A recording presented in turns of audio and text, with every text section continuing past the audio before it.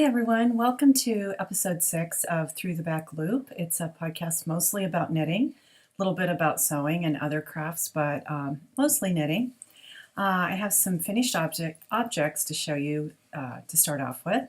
The first thing is the sweater that I'm wearing. This is called the Zweig by Caitlin Hunter.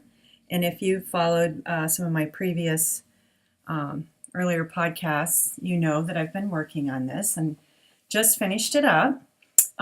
This color, the darker color, the color is called Dark 11. It is 11 Dark. Sorry about that. It's Madeline Tosh Merino Light, and it's a fingering weight yarn. And then the lace part of the sweater is from Candy Skein, and that colorway is called Yummy Princess Pudding.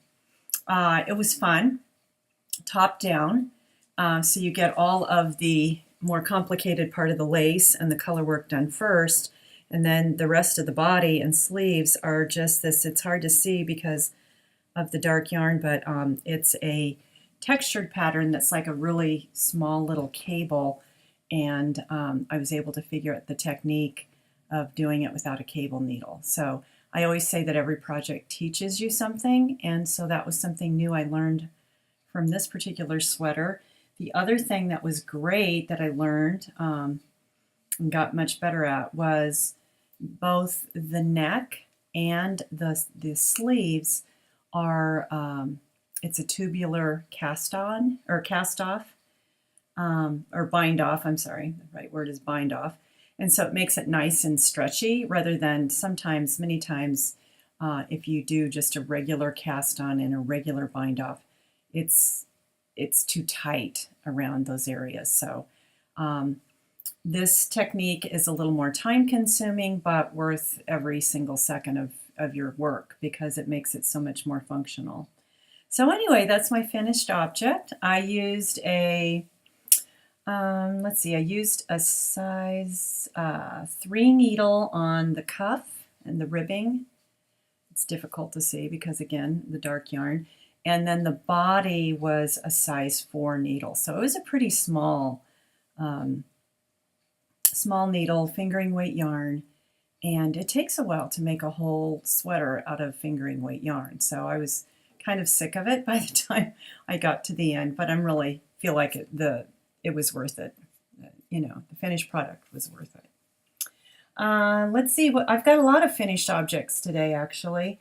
The next one, I was working on some slippers, excuse me while I grab them, for my husband, and I made these slippers, and the pattern is called Duffers. It's by Mindy Tolick, and anyway, followed the pattern, and then they got felted in the washing machine, and sure enough, they're way too small for him.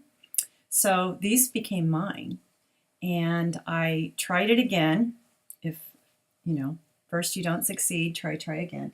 So I did it again. I made them again, and I used a bigger needle and cast on more stitches. And so I think these are actually going to fit him. He has narrow, long feet. And so I think these are going to work. They're almost dry. I felted them last night. One little issue I had was that, the soles are blue wool. It's a bulky wool. And then the brown it was worsted, but I held 2 strands together, and so that made it the equivalent of bulky. But however, when I got to the second slipper, I ran out of the brown, so I had to finish it off with the leftover blue. So they aren't exactly matching, but I was telling him it might work out great because he'll know which one is the left hand or the left foot every time. So anyway, I had to knit them twice. I had no idea that I was going to end up getting a pair of slippers out of the deal, but I did. Hadn't felted anything for a really long time, so that was interesting. And luckily, I do have a top-loading machine, so I was able to do it. A lot of front loader machines, it makes it really difficult to do the felting. But anyway, when I did purchase my sewing machine, I made that decision, and just in case I had a felting project that came up. But anyway, I think they're going to be okay, and I think he's pretty happy to have some slippers to wear around the house.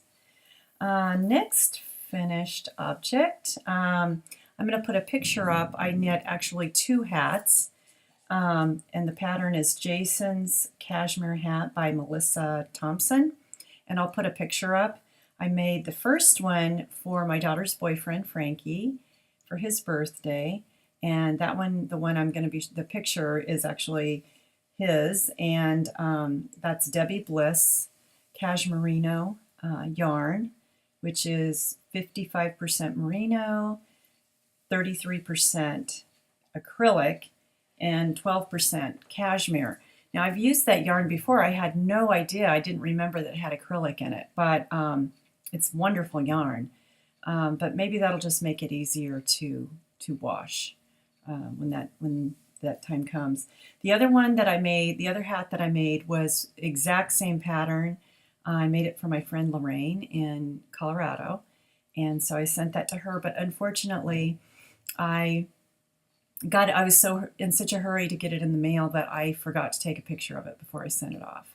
So I don't have a picture of that, but it also was a quick knit and a nice cabled hat when we were all finished. Next finished object, and again, if you've seen previous episodes, you know that I was looking forward to making this. This is the Be Cozy pillow. It's actually knit with your hands, and this was a birthday gift from my friend Angela, and hers was gorgeous. Mine, I don't really like the way this particular stitch looks, but I can't figure out what to do about it. It looks good on the couch. I had to try numerous times, so it's a little fuzzy because I watched a YouTube on how to arm knit this pillow, and Be Cozy puts that particular YouTube out for you, and I just couldn't get it at first, so I took it apart numerous times, and I do see little places that I need to kind of work on and smooth out where it was kind of ruffled up due to being knit and re-knit so many times. But I still love it. It's a cool pattern and really fun for something different. So, one other finished object. Actually, that's my last finished object. My work in progress is something that I actually set aside when we were moving to Oceanside from Colorado. This was the project I had in the car, and we stayed, I think, 2 nights on the way during the trip, and so this was my project in the hotel, and it was my traveling knitting project. So this went cold for more than, oops, that's the bottom, not that it matters, but it went cold for 2.5 years, and I've repicked it up, so I'm happy about that. It's actually a Stephen West pattern. It's called Parachute, and of course, he always has like the really wild colored yarns. But I saw this made up in a similar yarn at a yarn festival in Colorado before I left, and so this is the front, which ends up, it's really flared at the bottom. And then in the back, I'm going to do some different colors, like I have a lot of minis that I've saved. This is just one of them. I don't know where the others are. And then I'm also going to spin some yarn because this is showing up very orange on the screen, but it's actually more rust. And I plan on spinning some of these other colors to put in there as well. So I'm pretty happy that, usually if I let a project go cold for 2.5 years, then it doesn't get picked back up. But this one's almost half finished. So I think it'll actually become a finished project, which is rare if I leave things to sit that long, but pretty happy that I've picked it back up. This is a white stripe. I kept thinking that that was a piece of white yarn, but it's just one of the white stripes in there. So moving on to sewing. Again, it's kind of, I guess maybe the theme of this is that there's mistakes are part of just part of crafting and part of your life as a maker. So I wanted to make a new project bag, and I had ordered some different fabrics, and I thought this one was really cute. There's two different fabrics here, but I just thought it was kind of a fun little, cheeky Western project bag idea. Got all finished with it, did the lining, did all these different parts, and then before I had a chance, just disregard my Ollie barking. Hold on, I'm going to make him stop. I'll come right back. Okay, I'm back. So I made the whole project bag, and I was really excited about the way it was turning out. And I had a 20-inch zipper, and there's supposed to be a little tab sewn right on the end of the zipper. And I got all finished. I did all the steps, and I forgot that I had cut this off. And so then I was like, oh, so thrilled. It was turning out good. And I unzipped it. Boom, came off. And I don't know if you've ever tried to get the head of a zipper back on something like a broken zipper. It's worthless. It's hopeless. Even my husband tried, and it's just a lost cause. So I used it as, I was like, okay, I can do it. I can use this as a learning. And I made another one. But before I was kind of analyzing everything, I decided, I think I'd rather have the turquoise looking fabric on the bottom rather than the top, because these animals get kind of chopped off and everything. So did not give up and have a successful project after all. I put the turquoise on the bottom this time. I did not goof up the zipper this time. In fact, I decided to just, rather than put a tab on it, I decided to just enclose it in the seam. And so the zipper head doesn't fly off. It's a functional zipper. Didn't goof it up. And I love a lot of my project bags. I really love it when there's a handle.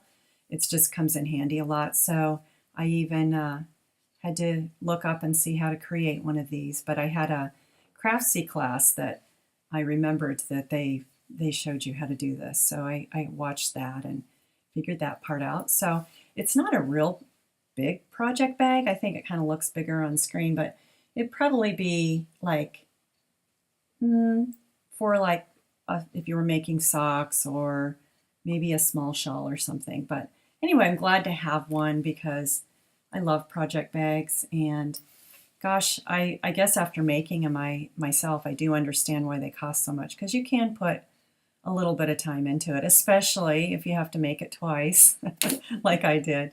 But anyway, it's my new little project bag, and doesn't have a project in it, but it will very soon. I also had picked up a little charm. It was kind of a little arrow